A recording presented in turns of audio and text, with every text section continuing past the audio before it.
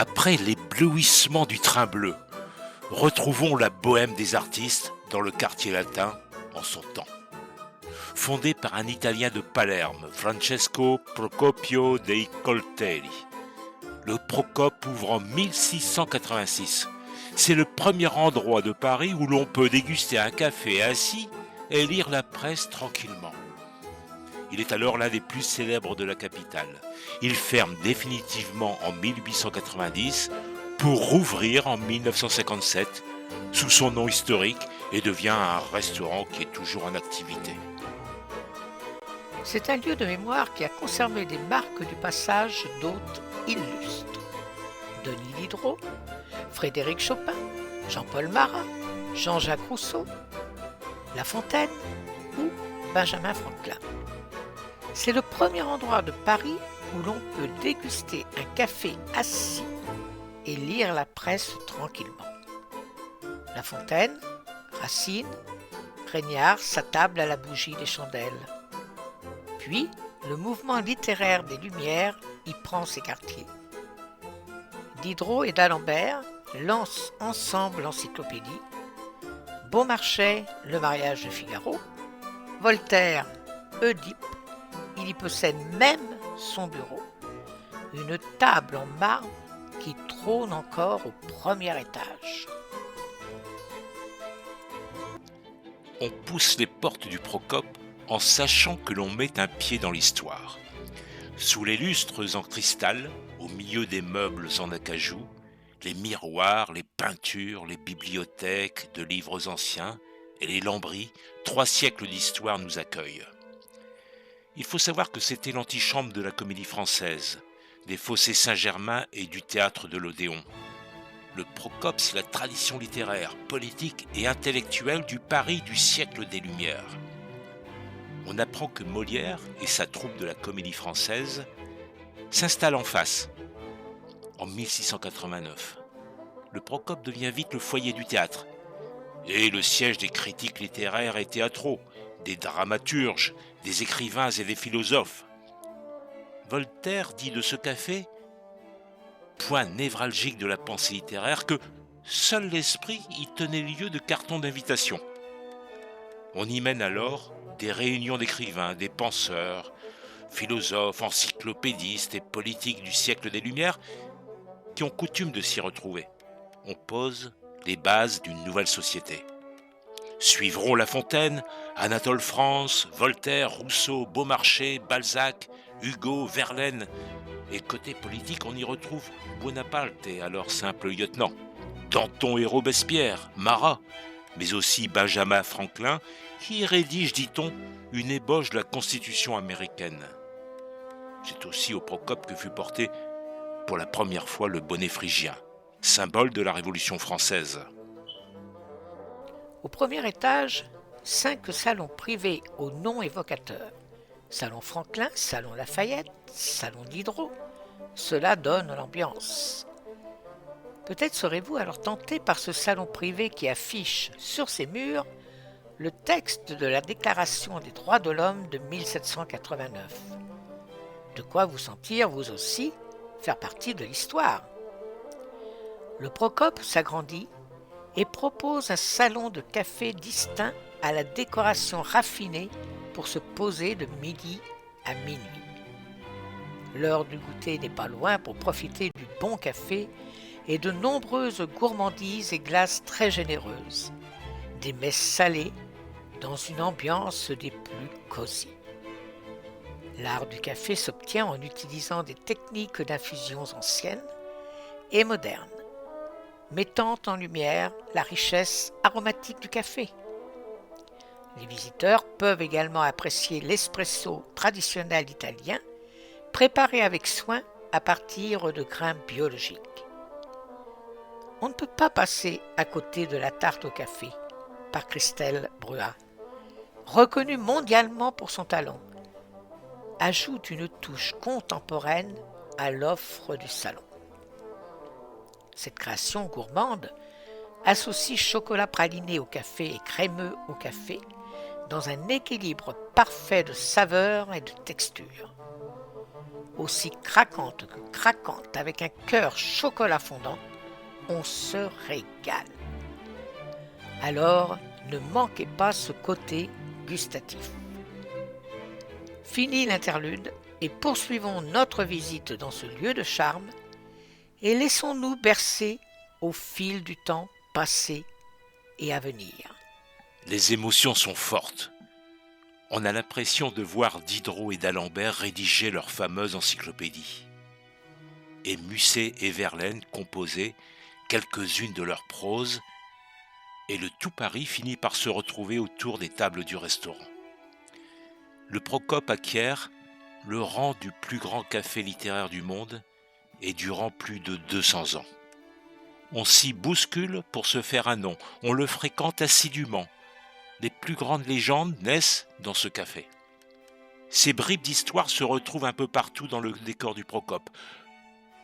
Le papier peint datant de 1830 et estampillé « Liberté, égalité » nous rappelle la naissance de la République.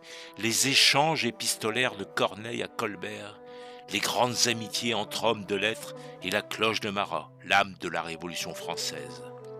Tout appelle le visiteur au bon souvenir de l'histoire. La Déclaration des droits de l'homme et du citoyen de 1789 recouvre les murs de l'une des salles. De nombreux documents d'origine évoquent la Révolution sont accrochés au mur et citoyens, citoyennes sont respectivement inscrits sur les portes des toilettes pour hommes et femmes. L'œil est forcément attiré par cette jolie façade devant laquelle de nombreux touristes s'arrêtent régulièrement. Joliment fleurie, dotée de balcons en fer forgé et d'une jolie couleur bleue, la façade du Procope vaut à elle seule le détour. On ne peut s'empêcher de revivre cette histoire littéraire fantastique quand le 29 mars 1894, Verlaine donne au café une conférence intitulée « Les poètes du Nord ». Il y évoque quelques nordistes de renom comme Marceline Desbordes de Valmore et Sainte-Beuve. Il annonce la naissance d'un mouvement de contestation de la centralisation parisienne et incite le public à redécouvrir les œuvres et traditions culturelles des provinces et régions françaises. Longtemps considérée comme perdue, cette 8e et dernière conférence du poète est retrouvée en même temps qu'un poème et 2 lettres inédites de Verlaine. Aujourd'hui encore, une citation de Camille Desmoulins habille l'un des murs du café et rappelle son passé révolutionnaire.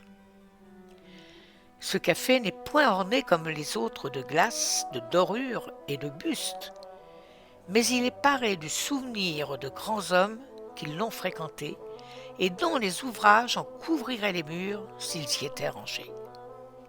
Les grands auteurs du XIXe siècle s'emparent des lieux. George Sand, Alfred de Musset ou encore Théophile Gautier sont des habitués. À l'époque, il faut savoir que le quartier latin de Paris ne comprend que quelques rues autour de la Sorbonne, fréquentées par des professeurs et des étudiants qui s'expriment en latin, la langue savante de l'époque. Aujourd'hui, c'est une grande partie du 5e arrondissement et une partie de l'ouest du 6e, avec le siège historique de l'université de la Sorbonne, des écoles, des académies et des libraires. Verlaine aurait aimé une reconnaissance officielle et être admis à l'Académie française. Gravement clivé, sa personnalité l'en empêche. L'homme qui a voulu voir son génie couronné est celui-là même qui sortait du Procope. Le front haut et l'œil lubrique, l'esprit embué par l'absinthe, le pas incertain, presque incapable de retrouver le chemin de la rue Descartes. N'y a-t-il pas un lien à faire entre Verlaine, le Procope et l'absinthe et le quartier latin? Cette liqueur a marqué toute cette époque.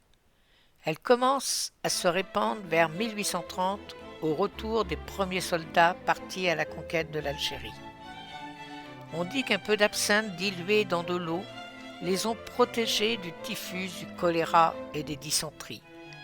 En France, l'étrange boisson au goût amer d'anis devient presque un rite social. On l'appelle le péril vert, la fée verte ou encore la sirène aux yeux verts. Comme chacun sait, c'est un apéritif très aromatique qui monte vite à la tête. provoquant une agréable sensation de vertige et d'éloignement de la réalité. Voltaire n'est pas le seul à vanter le Procope. Montesquieu y fait référence dans sa 36e des lettres persanes. Il y en a une maison où l'on prête le café de telle manière qu'il donne de l'esprit à ceux qui en prennent, au moins de tous ceux qui en sortent. Il n'y a personne qui ne croit qu'il en a 4 fois plus que lorsqu'il y est entré. Le hall est orné d'un bel escalier, et le sol y est pavé de carreaux blancs et noirs, et invite à monter. Il cache à demi le bar, qui est un bar d'envoi, plus que de cocktail, mais il possède lui aussi une charge émotive avec le tableau du fondateur. Les lieux sont restés le plus authentiques possible. On peut lire sur un mur du salon Chopin « C'est une folie à nulle autre seconde de vouloir se mêler de corriger le monde extrait du Misanthrope de Molière. » Ou, plus politique, dans un moment fort de l'histoire, « Allez dire à votre maître que nous sommes ici par la volonté du peuple et qu'on ne nous en arrachera que par la puissance des baïonnettes. » Mirabeau à l'Assemblée constituante le 23 juin 1789.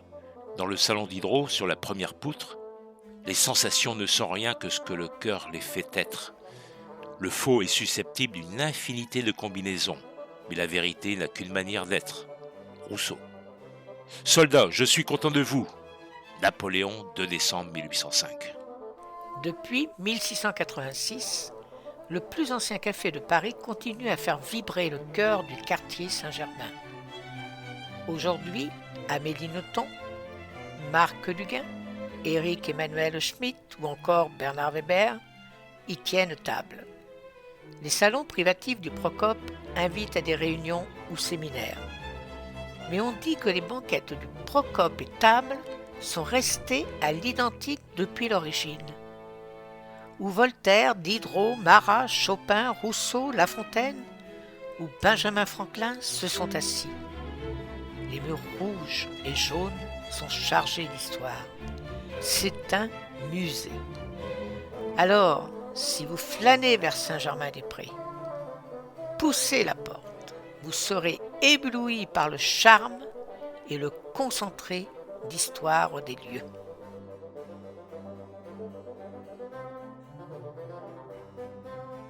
Nous vous remercions de votre écoute et n'oubliez pas de liker et de cliquer sur la petite cloche pour nous suivre vers de nouvelles aventures.